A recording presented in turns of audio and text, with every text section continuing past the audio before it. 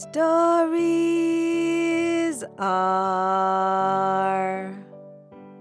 intrusions that need therapy, not indulgence. My name is Osadimebi, and every week I will tell you a short story written by a Nigerian writer or author. That's the long and short of it. So without much ado, this week's story is by Ayomide Onilude, and it's titled Ole! Pascaline loved the thick, cloying scent of Bend Down Select, of the clothes pulled into piles of varying colors and textures on the side of the road. It was partly because of this reason she wanted to steal that one dress.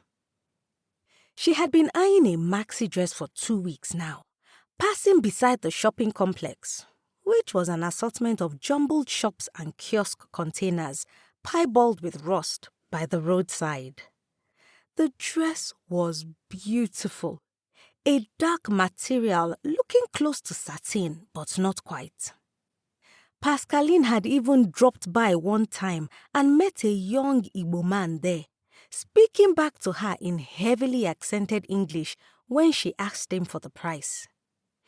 It was way over her budget, not like she had any to begin with. She'd wanted to try it on, but the man said it was first grade and she couldn't try it on unless she paid, promising her that it would be her size, smiling slightly wider when she paused as if to weigh her options.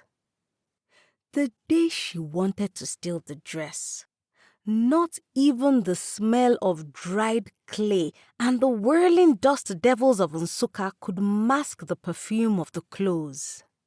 They were a beacon to her nose, a constant scintillating pull, a tug in her chest. This feeling was different from all the other times she had slipped something into her bag on a whim. Buttery biscuits, a Nivea deodorant, a small body mist whose name she didn't even remember anymore, a pack of Fiesta condoms. Her mother had called this habit the devil's handiwork, as though there were a serpent coiling in her daughter's chest, speaking evil things to her in sibilant voices, each word accented with a hiss of a million thoughts. But Pascaline didn't see it that way. This was nothing more than a jerk of her body, a movement done out of sheer curiosity. It made her feel better, eased the tension which built inside her skull, caressed the voices pushing her brain to bursting. Her mother had been right that they were voices, but they were neither serpentine nor human, only a cacophony. A cacophony that needed to be wrestled with. On the day Pascaline planned on stealing the dress, she made for the shop with nothing in hand except her phone. She always held her phone just in case, so she could call her mother and wail that the thing had happened again. But it wouldn't happen this time. The voices told her that. "Oga, good afternoon, oh," she greeted as she entered the shop, inhaling the thick okrika perfume in the air. "Oga Hannah?" The man looked disgruntled today. He was mumbling under his breath about something which sounded like his container for the week didn't come. "Na family matter, jare," he grumbled, looking up from his seat. "Wetin you wan buy?" He looked smaller today, beaten, as if his problems settled on his back and made him slouch. Pascaline guessed that whatever was happening with his family would make him less guarded. The voices had been right. Today was the perfect day. "Ah, Oga, now the clothes where I see that day now," Pascaline replied, filling her voice with faux vivacity, anything to make this man happier. Through her years of pilfering, Pascaline had learned that happy people were one of the best to steal from. They were so happy that they either didn't recall everything they had, enough for her to have disappeared when they started looking, or they caught her and only let her go with a slap on the wrist. It wasn't that Pascaline always wanted to steal, or rather, take things which didn't belong to her. No. It was that a part of her just wanted those things. And sometimes, the want became so great, it morphed into a wanton need. A force that scraped against her insides and choked her until she slipped whatever it was into wherever she could and make it hers. Clearing his throat, the man slipped his phone with its weird lemon green case into his pocket and rose to his feet. Smallish, not as bright, but still friendly enough because she was a customer. They were always friendly. "This dress, Abi?" he asked, passing the soft, dark material through his fingers. The voices in Pascaline's head rose to the surface, bubbling and chattering so much inside her head that she wanted to snatch the dress from the man's hands and run. But she held herself still, only barely, knowing the thrill would fill and sate her when she walked away with that dress inside her clothes. So she nodded instead. "Yes, now. I don't come here last week," she said, still smiling. "I tell you say I go come carry am now." This time, a light smile pulled at the man's dark lips. "Heh, I know say the clothes they wait for person. So now you Abi?" "Yes, so I come today say I go carry am." He reached for the dress properly, slipping it off its hanger. Pascaline watched the way he handled the dress, and she knew it was truly first grade. It wasn't thrown on the floor for bend down select like the others whose colors were sometimes so washed they'd turned pastel. This was only slightly worn, and by the heavens, it was beautiful. Her heart slammed against her chest, and the tiny thoughts of pain sent pleasure through her. She could almost feel herself drooling, the saliva slipping past her parted lips and onto the dress. "I see say you like this cloth well," he said. "How much you want pay make I give you?" he stated, rather than asked, as if knowing she would pay.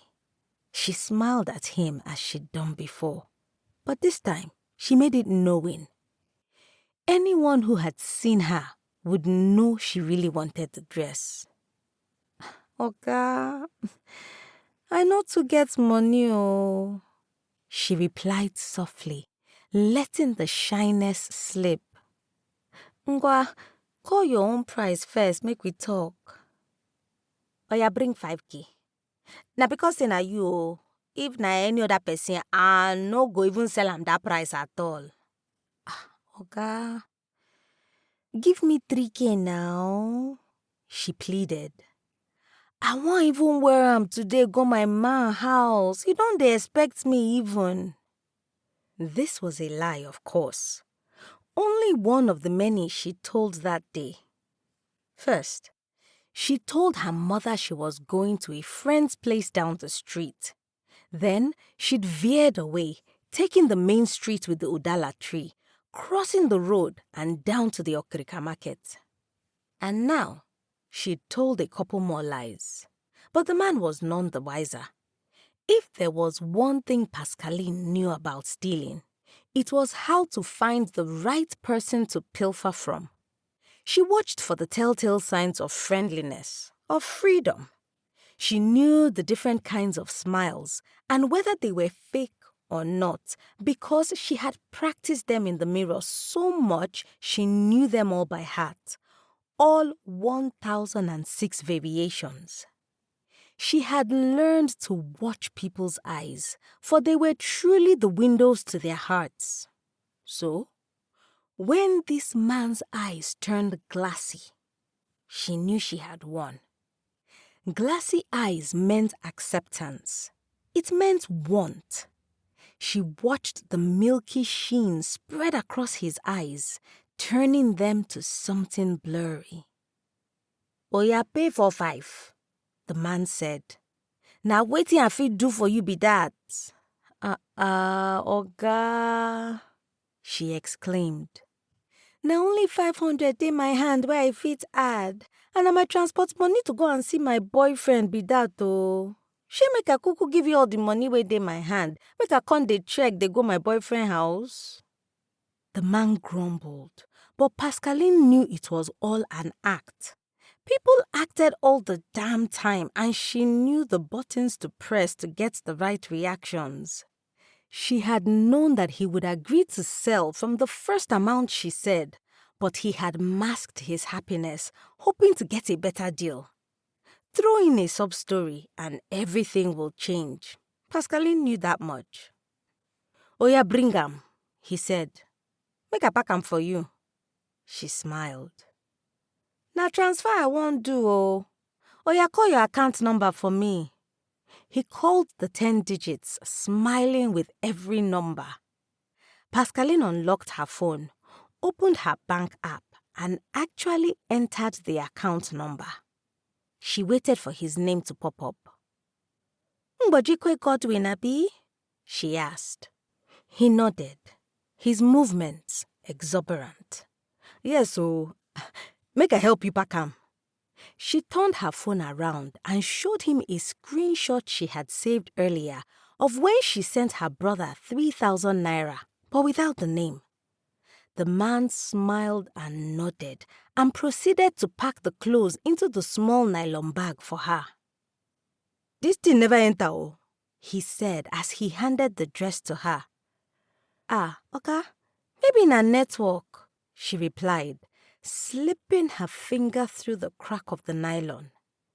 The dress felt exactly like she had imagined it. Her heart was racing wildly, aching and pushing inside her. She tried to hold her breath, to leave before letting herself breathe. "Okay, Sha," he replied. "Please, help me wait small, make I collect my POS from my brother, make I confirm am." He directed her to a half-broken plastic chair in a corner of the shop where she sat. The smell of the used clothes or of whatever perfume was sprayed on them filled her lungs, forcing her to breathe. "Abeg, be fast though," she called out to him as he left in search of his so-called brother, who would just be another man selling clothes who would have no relationship with him except for the fact that they were both Igbo. Once he was out of sight, Pascaline shoved the packed dress into her top, spreading it inside her bra. It didn't fit, but it only had to stay long enough for her to get home. Fully tucked in, the thrill spiking by the minute. It was always like this whenever she stole. The thrill always came at the very end, at the escape. She got up from the chair, wincing at the creak it made inside the kiosk.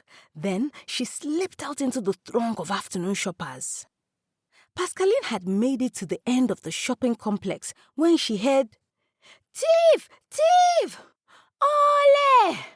Ole, ole, ole, ole!" In that heavily accented English, the Yoruba like something diluted. The market burst into an uproar. People turned to look at the source of the noise and to whom it was directed to. Pascaline stopped mid-stride, a rather stupid thing to do, her heart racing in her chest. Some of the shoppers murmured among themselves, and one of them even pointed a finger in her direction. She turned around, hoping it wasn't her. A folly dream that could have given her the head start she needed. Ngbojikwe Godwin was behind her, shouting at the top of his lungs. Murmurs swept through the crowd, and one woman with a pastel dress shot her a terrible look. Pascaline turned and ran. The running was the last exercise Pascaline's body would carry out. The last thing she would ever do, as the disgusted faces of market men and women and harsh voices screamed, "Thief! Thief! Oh, thief! Oh, no, she! Ole!" A woman selling oranges watched everything. She met Pascaline's eyes as the shouting crescendoed. Pascaline begged her with her eyes as the market moved around her, pushing her to run faster. But the woman didn't move. She didn't speak. Instead, she just turned away, shielding her oranges from the mob. Pascaline kept running. Someone kept screaming, "Ole, ole!" But the voice was coming from inside her head. Behind her, voices swelled. "Thief! Thief! Ole, ole, ole!" Pascaline didn't stop to look. She couldn't. She only ran, the dress grazing her skin where she'd hidden it, her heartbeat resounding in her ears. The okrika perfume which once soothed her now suffocated her, clinging to her skin. A hand grabbed her wrist. Other hands slapped and hit. One hand reached into her blouse and reclaimed her prized acquisition. The round rubber part of a car wheel cinched her arms to her torso. A cacophony. From the crowd, from her lungs, but not a sound from the ones orchestrating voices in her head. A jerrycan sloshed behind her. A match struck. Shrieks. Hers only. And then silence.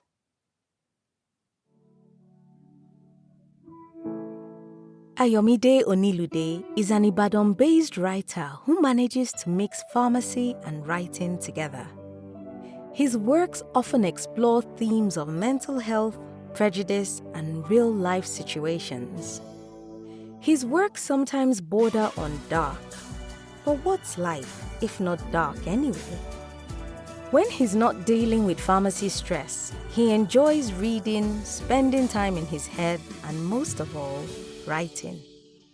He also has a novel or 3 in the works, and he really needs to complete them before starting new projects. Catch him tweeting too much at farm_mide. Details and links will be in the episode description. If you've got a story you would like to be featured on this podcast, or a published book you want to make into an audiobook, I would love to hear from you. Send an email to info@osadumebi.com or send me a message at osadumebi on either Facebook, Instagram, LinkedIn, or X. I look forward to collaborating with you. And if you've enjoyed this week's episode, please subscribe, leave a review, and share this episode with that one person you know will enjoy listening. Tell them that stories are a good escape for a few minutes each week.